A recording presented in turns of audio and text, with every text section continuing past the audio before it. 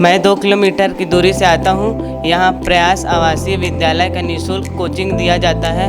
यहाँ मैं पढ़ने के लिए आता हूँ।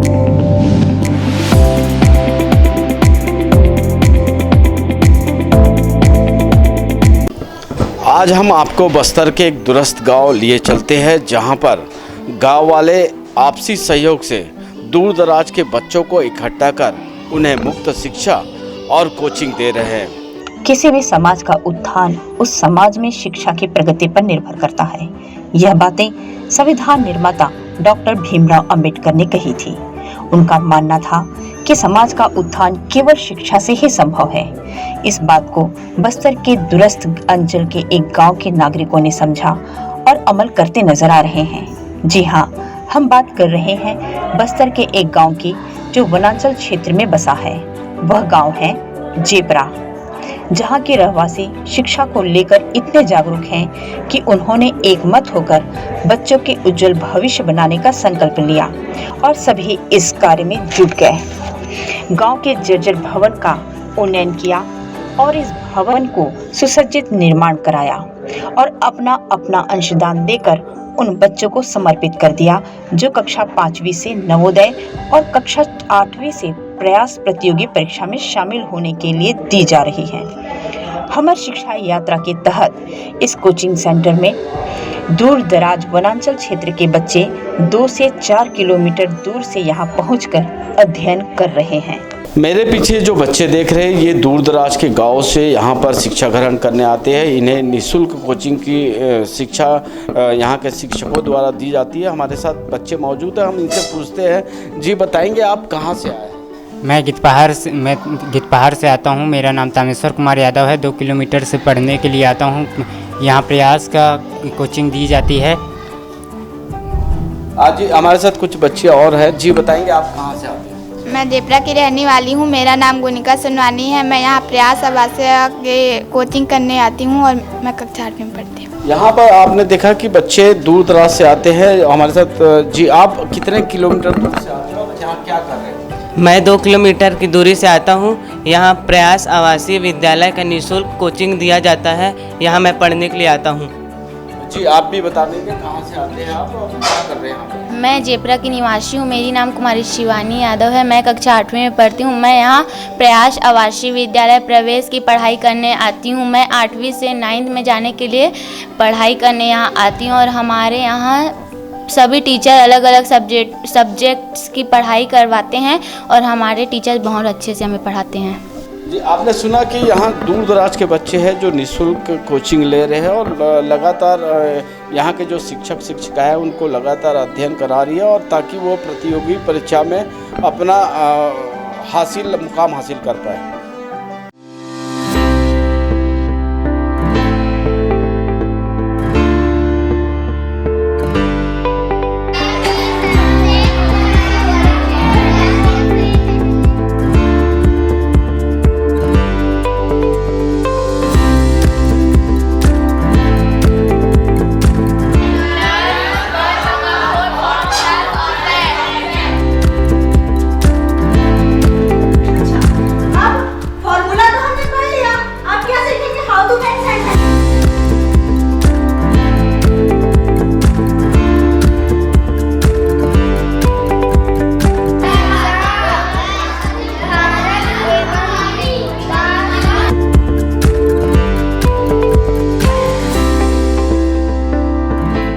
शिक्षा लोगों का जीवन सुधारने का एक साधन है। इस गांव के हर घर के लोग इस कोचिंग को विधि व संचालन के लिए आर्थिक सहयोग कर व हर जरूरत की वस्तुओं का इंतजाम करते हैं जिनकी जरूरत इस कोचिंग को होती है। आपको जानकर आश्चर्य होगा कि इस जेवरा गांव के एक शिक्षक राधेश्याम नेताम ने रिटायरमेंट पश्चात जीपीएफ की राशि 5 लाख रुपए तक दे दी। शिक्षा के प्रति गांव जेवरा के रहवासियों की सोच की तारीफ आसपास के वनांचल क्षेत्रों में हो रही है।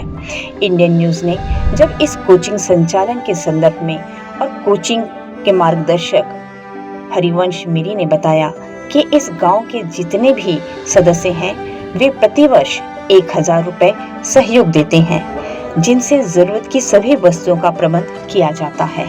सर, ये बच्चों का जो निःशुल्क शिक्षा है तो इसके पीछे लॉजिक क्या है? हाँ, वही मैं बताना चाह रहा था कि हमारा जो समिति हमने जो गठन किया है उसका उद्देश्य ही था कि हम किन किन उद्देश्यों की प्रतिपूर्ति करेंगे।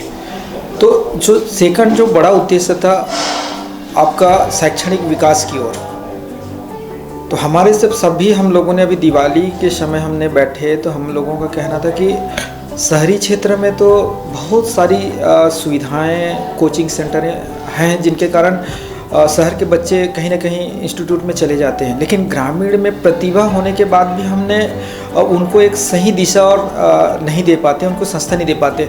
तो हमने प्लान किया कि क्योंकि मैं इस संस्था का एक मार्गदर्शक हूँ, तो मार्गदर्शक के हैसियत से लोगों ने कहा कि हम क्या कर सकते हैं। तो हमने कहा कि जब हमने इसका जीर्णोद्धार कराया इस भवन का, तो हम क्यों नहीं एक इंस्टीट्यूट चलाते हैं जिसमें नवोदय की जो प्रवेश परीक्षा होती है, प्रयास की प्रवेश परीक्षा होती है, उनके लिए निःशुल्क कोचिंग संस्था चलाया जाए। तो बात आई कि इसकी हम मैनेज कैसे करेंगे।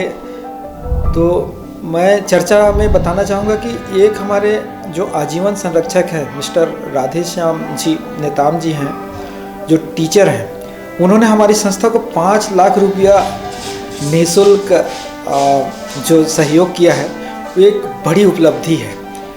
फिर हमारी संस्था में प्रत्येक सदस्य सालाना 1000 रुपये की सदस्यता शुल्क है और जिनसे जो भी बन पड़ता है वो इस संस्था को डोनेट करते हैं। और उस राशि से, क्योंकि गांव में जब हम इसको निःशुल्क संस्था चलाने का उद्देश्य रखे, इसका नाम भी हमने कहा कि बैठक व्यवस्था कितनी हो सकती है, तो हमने एक एक क्लास में देखा कि 25 की हमारी बैठक व्यवस्था हो सकती है। तो हमने इसका नाम सभी के सामंजस्य से विचार में लाके हमारे 25 ऐसा करके एक शिक्षा यात्रा के रूप में हमने इसका प्रारंभ किया है। और निःशुल्क, क्योंकि हम ग्रामीण या रूरल एरिया से खुद ही हम वो रखते हैं, बिलोंग करते, संबंध रखते हैं, तो हमको मालूम है कि हम किसी बच्चे से हम फीस यदि लेना चाहें तो गरीब बच्चे हैं, उनके माता पिता ऐसी रोजी मजदूरी करके आ रहे हैं, तो वो कहाँ से आपको एफर्ट नहीं कर पाएंगे। जब हमारी संस्था ही बनी है उस उद्देश्य, तो हम इसकी प्रतिपूर्ति अपने संस्था के माध्यम से करेंगे। यही उद्देश्य लेके हमने निःशुल्क कोचिंग संस्था चलाने का कार्यक्रम बनाया हुआ है। कोचिंग की प्रसिद्धि देख यह कहना अतिशयोक्ति नहीं होगी कि गांव वालों की यह सोच एक दिन पूरे प्रदेश में शिक्षा क्रांति लाएगी। अगर दूरस्थ अंचल में इस तरह की कोचिंग की स्थापना हो तो निश्चित रूप से शिक्षा की गुणवत्ता में बढ़ोतरी होगी। ग्रामीण बच्चे भी शिक्षा के क्षेत्र में शहरी बच्चों को मात दे पाएंगे। केंद्र सरकार और राज्य सरकार शिक्षा पर करोड़ों रुपए खर्च कर रही है, लेकिन इस गांव की तरह हर गांव के लोग आपसी सहयोग से इस तरह की कोचिंग की स्थापना करें तो छत्तीसगढ़ का हर गांव 100% साक्षर जरूर होगा। वीडियो जर्नलिस्ट राज यादव के साथ सतीश बौद्ध, बस्तर।